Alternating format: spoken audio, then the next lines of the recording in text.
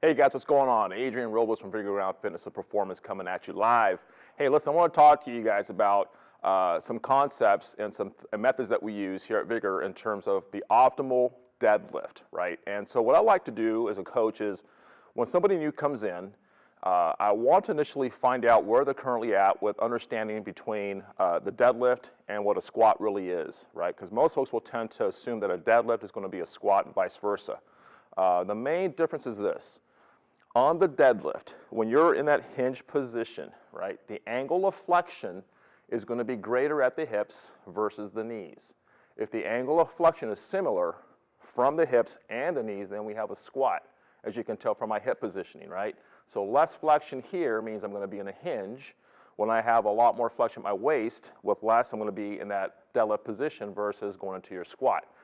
The other thing that I'm really concerned about is the fact that most folks are anteriorly constrained, right? So they're basically having that kyphotic hunchback position, whether they sit all day at a desk, whether they're typing, whether they're driving, traveling.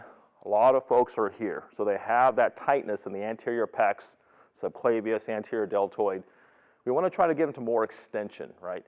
So one of the things that I found is when I started to coach the kettlebell deadlift is that a lot of individuals were coming in trying to work on the kettlebell, noticing that the kettlebell handle is pretty tight, and they still keep that tightened feeling as they're going into their deadlift here.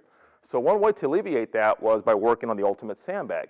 And what I noticed was it was like a night and day difference when I started to work with people with transferring the skill from the sandbag over to the kettlebell.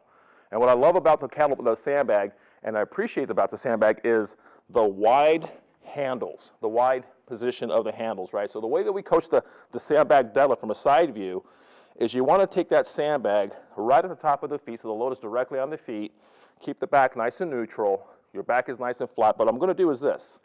Facing you, I'm going to show you guys both facing you and a side position, taking the slack out of the handles. I'm going to pull slightly, keeping the weight on the floor, on my feet, and then gently rip the handles apart, but still maintain neutral wrist, packing the shoulders into the body, core tension, and then pull the weight away from the ground. So as I get into position, again, pull the handles away, rip the handles apart, and then from here, nice and tall, pull your shoulders back, butt tight.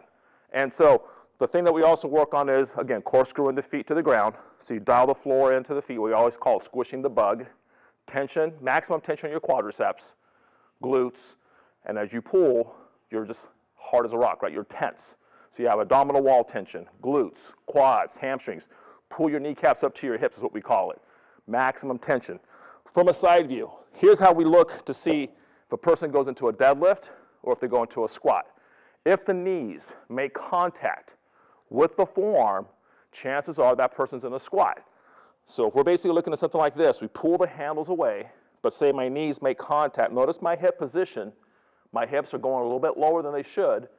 I'm in a squat, right? So when I say separate your knees away from the forearm, if you notice my hips just went up slightly, now I'm in a hinge. I feel more pressure right down the hamstring and on the glutes. Head neutral spine, breathe in, dial the feet, nice and tall, okay? But again, as I go through this entire movement, right down the shin, you're nice and tall, keeping tension on your lats by pulling, ripping the handle. When you transfer over to the kettlebell, nothing different except now we're going to have a smaller hand grip, but everything else stays the same. We have the deadlift positioning, handle between the ankle bones, dial your floor, squeeze the quads, get into your hinge position, reach for the handle, break that handle. Notice my shoulders packed into the body. Breath in, nice and tall. Come back again, back down, park the bell, and you're done. So it works beautifully. I've noticed a huge difference with the clients that I worked with from transferring the deadlift from the sandbag to the kettlebell. And I know for a fact it'll also work for you. So guys, try that out. Quick tip for you. Coach Adrian from Vigor Ground, and we will coach you. We'll coach you as well, but we'll catch you guys soon, all right? See you guys later. Peace.